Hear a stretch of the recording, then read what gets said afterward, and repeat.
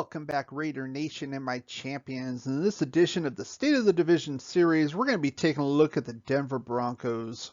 Now, I've already covered the Chiefs and the Chargers in parts 1 and 2 of the series. If you haven't had a chance to look at those, I'll put a link in the description below. So looking at 2020 here, first thing we always want to do here is look at the win-loss total. They lost 2 more games than the year before, including 2 games within the division. A few things I took away from this initially. The offense did improve slightly. I think this was keyed by the running game. They got Melvin Gordon in 2020, and he was just shy of 1,000 yards, had 9 touchdowns on the season. So I think that really gave him a shot in the arm here. And the defense regressed. Now you could initially say, well, Von Miller was out for the year with ankle injury. Yes, I would say that's part of it, but his backup, Malik Reed, had 8 sacks. So there's a little bit more to this. I think it's the play of the corners. A lot of regression there. The only one I really think is any good, to be honest, is Bryce Callahan. AJ Boye, for 2 years now, has kind of regressed from his kind of elite status to kind of being an okay type corner, and we'll talk about him a little bit later. And I think that's one reason. The other reason is the offense had twice as many turnovers as they did in 2019. They went from 16 total turnovers to 32. And Drew Lock went from 3 interceptions in 5 games to 15 interceptions in 13 games. So obviously, and you can see that reflected in the points against here, this huge jump. And, you're basically giving your defense a short field. It's not necessarily fair to them. Obviously, it's a team sport both ways, but I think that's what happened to them as far as their regression in 2020. As far as personnel changes, they did cut AJ Boye, saved about $12 million in cap space. To me, that makes total sense. They brought in Jarrell Casey in 2020 from Tennessee. He's averaging about a half dozen sacks a year. Didn't really live up to the billing there in Denver and just cut him loose, saved that $12 million in cap space there.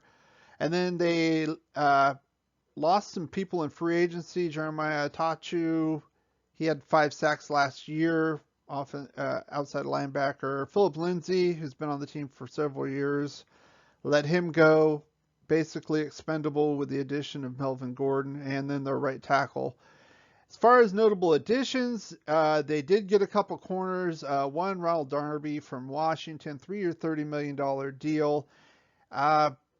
Decent player. I would say slightly better than AJ Boye at this point.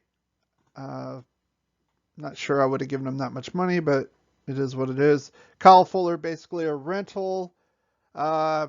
His best year was in 2018. He had 7 picks. So regressed a little bit since. So it'll be interesting to see how he works out there in this defense. Now you may note, if you've seen the other 2 videos in this series, that this was previously titled Top 3 Positional Needs. I changed this to targets because I think their top need is at quarterback. And I talked about Drew Lock. I've seen him for 2 years now, obviously in our division. He's not very good. I think I've seen enough. I think they should have either moved up in the draft like the Niners did and grab one of those rookie quarterbacks, or get a veteran like a Fitzpatrick to back him up, maybe light a little fire under him, kind of a do or die season for him. They did neither in free agency, so I'm going to put this as what I think they're going to target versus actual needs. So first one is at linebacker, and I put that as linebacker, not outside linebacker, not inside linebacker, because let's face it, Von Miller, he was out last year with the ankle injury, 32 years old. They did exercise the final year of his contract, so he'll be here 1 more year, but he's going to be 33 after that. And I really don't think they're going to pay him. I mean, he was a great player, won a Super Bowl for him, obviously. And they're picking 9th. And I think if a guy like this right here, Micah Parsons, falls to them at number 9, they're going to be, making a vapor trail to the death, so to speak, to put in their pick. I think if they could get a guy like this, they could even put Parsons in an inside linebacker for a year and then move him out to the Von Miller position the next year if they wanted to. I think that would make total sense. The next one is right tackle. Their starting right tackle went in free agency. They didn't really pick up anybody in free agency to fill that need. We'll talk about the matchups. I'm not too keen on who they have so far in their depth chart. So I think this would be good as well. I think they're going to address that. And then corner. They did pick up 2 corners. One's a rental. I do like Bryce Callahan, but you can always use more corners in this, especially in this division, in this league, especially in this division, with the other 3 teams that can throw the ball.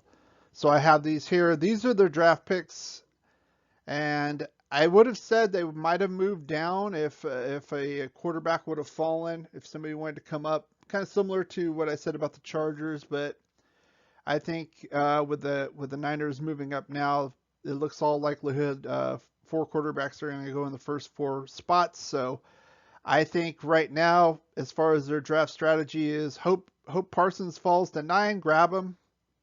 If not, it would probably be one of these 2 guys as a consolation prize, and then try to get one of these players in the 2nd and 3rd round. Now, another position I didn't talk about would be nose tackle. With Casey being out, it didn't really work out. I got a couple players here. I think that if they wanted to, they could go get a guy like Aleem McNeil, who's played in the A-gap his whole time at NC State. I think he would be a great fit for them. They'd probably have to use a 2nd round pick on him if they wanted to go that route. Or they could go get a guy like Tyler Shelvin from LSU, 6'3", 346. I think could fit the bill there at the nose tackle. You could probably get him in the 4th. As far as matchups with their defense, this is how they stack up as far as PFF and the probable depth chart as of now. And there's a couple of areas I think we can attack here. I think they're pretty good on the edge and the outside. Even with Darby and Fuller being added, I like Bryce Callahan. I've already talked about that. The safeties are solid. The edges, obviously Von Miller, Bradley Chubb are good. They re-signed Shelby Harris here. But I think you attack them in the middle of the field here. I think there's a deficiency here, and I talked about that before. And I think, like I said, I think you could put a guy like Micah Parsons here in the first year and maybe get a guy like Aleem McNeil, put him at the nose. But for now, I think we should use, again, I think Denzel Good should be over here at guard. We should get a right tackle and then just kind of bully them in the middle and just pound the running game. And then just use the short passing game with like Hunter Renfrow, Willie Snead that we just recently picked up, and then kind of choose our shots deep, but be careful because they are pretty stacked back there.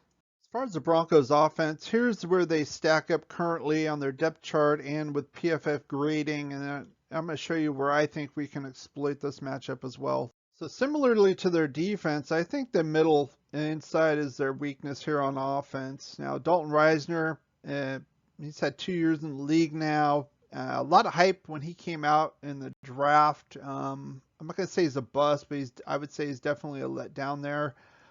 Graham Glasgow, he's okay. I don't think he's very good. He's decent. I think the additions we've made on the interior defensive line can beat him. Lloyd Cushenberry, I didn't circle because he was a rookie. I like to give players at least 2 years before I kind of pass judgment on them. And then the right tackle position, Juwan Jones, not necessarily sold there. I think they're going to address that in the draft. And of course, I put Drew Lock. I've already talked about him. Just for example, his PFF grade is 63.5 last year, which would make him 33rd ranked quarterback in the league. In comparison, Derek Carr was 84.7, 10th overall. So I think that's where we win again, and it's probably the thinking with the Raiders as far as bulking up the interior defensive line. Well, I've told you what I think about the Broncos, but I'm interested to hear what you have to say. Put your comments below. If you did enjoy this video, give it a thumbs up, like, share, and subscribe. Thanks for watching and supporting this channel, and as always, go Raiders.